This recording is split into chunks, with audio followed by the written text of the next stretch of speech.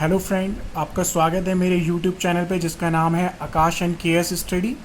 और हम कॉस्टिंग में मॉडर्न बिजनेस इन्वॉल्वमेंट कर रहे थे, जिसके अंदर हमने अपना फर्स्ट टॉपिक स्टार्ट करा था कॉस्ट ऑफ क्वालिटी। तो उसी में नेक्स्ट क्वेश्चन कंटिन्यू करते हुए सबसे पहले आप ये क्वेश्चन देख लीजिए, क्वेश्चन नंबर 5। ठीक है, मैं इसे एक्सप्लेन करता हूँ। एक 7 स्टार स्पोर्ट्स कंपनी है जो मैन्युफैक्चरिंग करती है क्या, क्रिकेट बैट्स। उससे रिलेटेड हमें टेबल में कुछ बजटेड फिगर दिए हैं। उसका सेलिंग प्राइस क्या है, कंपोनेंट क्या, असेंबली कॉस्ट, डिलीवरी और contribution.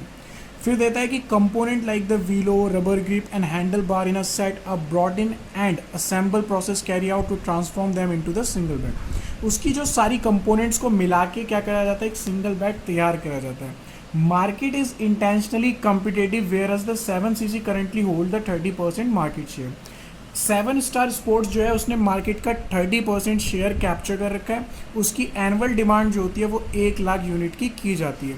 On reviewing the previous performance it is reveal that the 3% of the bat supply to the customer were return for the free replacement because of the fault. उसमें से 3% bat ऐसे हैं जो customer से return हो जाते हैं free of replacement. क्यों? क्योंकि हमारा उसमें फॉल्ट हो जाता है। So defective component which are initially bought into the assembling process had responsible for this. The return bat can not be repair and have a no scrap value. यानी कि जो बैट रिटर्न होते हैं ना तो हम उन्हें रिपेयर कर सकते हैं और ना ही कोई इसकी स्क्रैप वैल्यू होती है। तो supply of the fault bat to the customer could be eliminated by implementing the inspection process immediately before the goods are delivered. This would improve the customer perception and resulting in increase of 5% current market share. तो basically क्या है कि हमें एक question दिया गया, उसके अंदर हमें कुछ डेटा दिए गए हैं। उसमें कहते हैं कि मार्केट का हमने 30% मार्केट कैप्चर कर रखी है, लेकिन जो चीज़ हमारी डिफेक्ट होती है ना तो वो रिपेयर हो सकती है ना वो स्क्रैप हो सकती है, लेकिन उसमें हम इंस्पेक्शन प्रोसेस कर सकते हैं और ऐसा करने से हमारा जो मार्केट का शेयर है वो 5% से बढ़कर 35% हो जाता है। तो पहला इसमें हमें कहता है सिनेरियो में कि क्वालिटी की नॉन कन्फर्मेशन कॉस्ट निकालिए जो budgeted figure and sales return rate पे डिपेंड होगी। दूसरा, calculate the impact on profitability due to implementation of the inspection process for the bat. ठीक है, सो सबसे पहले आप इस आंसर को कॉपी कर लीजिए, फिर मैं इसे एक्सप्लेन करता हूँ एक बार पोस्ट करके वीडियो को। आप इसके आंसर को कैप्चर कर लीजिए।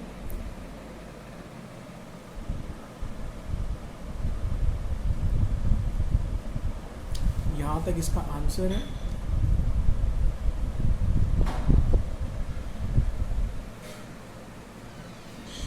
सो इस क्वेश्चन के अंदर हमारी टोटल एनुअल डिमांड जो थी वो कितनी थी, 1 लाख यूनिट। इसमें से हमारा जो मार्केट शेयर था वो कितना था, 30%। यानी कि मार्केट डिमांड कितनी यूनिट की थी, 30,000।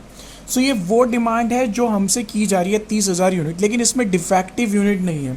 सो सबसे पहले मुझे क्या कहता है, कॉस्ट ऑफ कन्फर्मेशन निकालने के लिए, नॉन कन्फर्मेशन।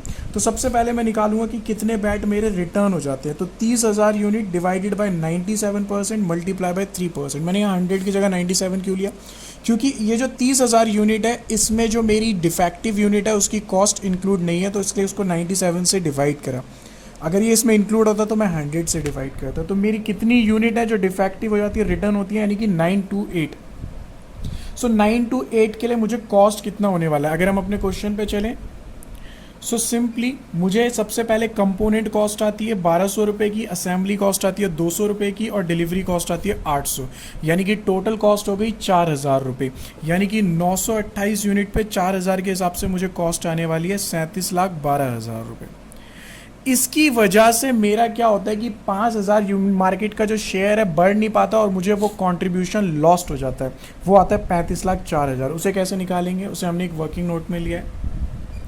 सो उसके लिए आपको डेटा दिया हुआ था कि अगर आपकी मार्केट शेयर 35% हो जाएगी तो इसका 35%, 1 लाख का 35% यानी 35,000 हो जाएगा। और जब वो 35,000 हो जाएगा तो यानी 35,000 माइनस 30,000, अल्टीमेटली मेरी 5,000 यूनिट बढ़ जाएगी।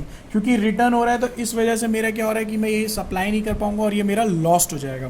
तो 5,000 यूनिट पे सिंपली वैसी क्वेश्चन में हम क्या करेंगे, सेलिंग प्राइस वैसी लेने वाले हैं। कॉस्ट के लिए 4,000 हमारी कॉस्ट होगी, सेलिंग प्राइस हमारा 4,800 रुपये हो जाएगा। तो मैंने वैसे ही करा है, सेल प्राइस ले लिया 4,800 रुपये और कॉस्ट ले ली 4,000 के हिसाब से। लेकिन यहाँ पे 155 यूनिट, इसका क्या मतलब है, क्योंकि मेरी जो 5,000 यूनिट एक्स्ट्रा नहीं हो पाई तो इस पे भी अगर मैं डिफेक्ट निकालता तो कितना निकलने वाला था मेरा डिफेक्ट, 3% डिवाइडेड बाय 97%, तो ये निकल के आ जाएगा 155। तो इस 155 पे मुझे क्या करना है, मुझे दो ही कॉस्ट लेनी है, कंपोनेंट और असेंबली। डिलीवरी कॉस्ट नहीं लेनी, क्योंकि इंस्पेक्शन जो है वो डिलीवरी से पहले किया जाएगा, तो ये जो कॉस्ट मुझे आएगी वो असेंबली कॉस्ट तक आने वाली है। तो मैंने यहाँ पे इसे 3200 तक लिया, तो ये मेरा टोटल क्या आ गया, कॉन्ट्रीब्यूशन लॉस्ट आ गया। यानी कि total cost of non conformation कितनी हो गई, 72,16,000। दूसरा, अगर मैं ये इंस्पेक्शन प्रोसेस लगा दूं तो मेरी प्रॉफिटेबिलिटी में क्या फ़र्क आएगा, तो वही जो 35,04,000 रुपये मेरा लॉस हुआ था सबसे पहले, तो वही मेरा कंट्रीब्यूशन हो जाएगा। और जो मेरी क्या कहते हैं 928 यूनिट, यानी कि जो मेरा डिफेक्ट हुआ था उस पर मेरे को डिलीवरी कॉस्ट सेव हो जाएगी। तो टोटल सेविंग मेरी कितनी हो जाएगी, 42,46,400। ना हम चलते हैं नेक्स्ट क्वेश्चन पे। तो Leavewell limited is a manufacturing company that produce a wide range of consumer product for home consumption. एक कंपनी है जो प्रोडक्ट बनाती है होम कंजम्पशन के लिए। Among the popular product are its energy efficient and environmental friendly. वो जो product बनाते हैं एनर्जी इफिशिएंट है और इन्वायरमेंटल फ्रेंडली है। The company has a quality control department. Company के पास एक क्वालिटी कंट्रोल डिपार्टमेंट है। As per the recent cost of poor quality report, the current rejection rate of the lead lamp, जो lamps का rejection rate है वो 5% रहने वाला है इनपुट, जितनी भी इनपुट होती है। और 5000 unit of input go through the process each day, यानी कि हम हर प्रोसेस में कितनी यूनिट डालते हैं इनपुट की, 5000, और उसमें से 5% हमारी क्या होती है, रिजेक्ट हो जाती है। और each unit that is rejected is loss of 200 rupees. The quality control department has inspection process और this would be reduce the overall rejection rate 5% to, so हमारा रिजेक्शन रेट रिड्यूस होकर 5 से 3% चला जाता है। The improve inspection process would cost the company 15,000 each day. देखो दोस्त, simply इस क्वेश्चन में क्या कहा गया है कि मैं 5000 यूनिट बनाता हूँ जिसमें से 3% यूनिट मेरी रिजेक्ट हो जाती है। जो यूनिट मेरी रिजेक्ट होती है उस पर मुझे जो लॉस होता है वो 200 रुपये पर यूनिट होता है। अगर मैं अपने रिजेक्शन रेट को कम करना चाहता हूं तो मुझे एक इंस्पेक्शन प्रोसेस करनी पड़ेगी और उस पर कॉस्ट आने वाली है 15,000 रुपये पर डे। सबसे पहले कहता है कि बताओ ये प्रपोजल मेरे लिए बेनिफिशियल है, और दूसरा कहता है वो मैक्सिमम रिजेक्शन रेट क्या होगा जिस पे मुझे प्रपोजल को एक्सेप्ट करना चाहिए या मेरे लिए बेनिफिशियल होने वाला है प्रपोजल। नाउ तो सबसे पहले आप इस आंसर को कॉपी कर लीजिए, ठीक है, फिर मैं इसको एक्सप्लेन कर देता हूँ। ये इसका सेकंड पार्ट हो जाएगा, 3.5 नॉट बेनिफिशियल। सो हम चलते हैं पहले पार्ट पर।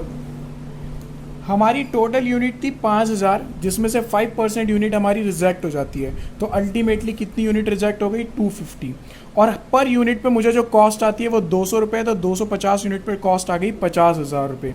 अब मैं बात करता हूँ कॉस्ट आफ्टर प्रपोजल। ये तो प्रपोजल लेने से पहले की कॉस्ट है। तो प्रपोजल यानी कि मेरी यूनिट कितनी रिजेक्ट होती है। अगर मैं प्रपोजल एक्सेप्ट करता हूँ तो मेरी जो रिजेक्शन रेट है 5 से घट के कितनी हो जाती है, 3%, यानी कि 150 यूनिट सिंपल निकाल लेंगे।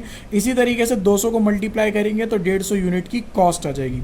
यानी प्रपोजल एक्सेप्ट करने से पहले मुझे कॉस्ट आती थी 50,000 और प्रपोजल एक्सेप्ट करने के बाद कॉस्ट आती है 30,000, यानी कि मेरी सेविंग हो गई 20,000 रुपये की। अगर मैं इंस्पेक्शन कॉस्ट लगाता हूँ 15,000 की तो मुझे सेविंग होती है 20,000 की, अल्टीमेटली 5,000 की सेविंग होती है। So therefore the company should be implement this proposal. ये प्रपोजल कंपनी के लिए बेनिफिशियल रहने वाला है ना। उसके दूसरे पार्ट पे चलते हैं। It is beneficial to the extent when the saving is equal to inspection cost. भैया जब तक मेरी जो सेविंग है इंस्पेक्शन कॉस्ट के बराबर है तब तक मैं प्रपोजल एक्सेप्ट करूंगा। तो मैंने यूनिट को सबसे पहले x मान लिया। सो x multiply by per unit पे मुझे कॉस्ट कितनी आती है, 200 रुपये, और टोटल इंस्पेक्शन कॉस्ट कितनी है, 15,000, यानी x का कितना आ गया, 750 यूनिट्स। इसका मैंने रेट निकाला 1.5%, यानी कि रिजेक्शन रेट अगर 5 से 3.5 तक जाता है that will be beneficial for the company, otherwise हम इसको रिजेक्ट करेंगे। ठीक है, ये था हमारा कॉस्ट ऑफ क्वालिटी का वीडियो। इसके बाद हम अपनी नेक्स्ट वीडियो में चर्चा करने वाले हैं अगले टॉपिक्स की, जिसमें हम क्या कहते हैं थ्योरी ऑफ कंस्ट्रेंट को लेके चलेंगे। तो जुड़े रहिए और please like share and subscribe करिए वीडियो को, ताकि ज़्यादा से ज़्यादा लोग इसका फ़ायदा उठा सकें।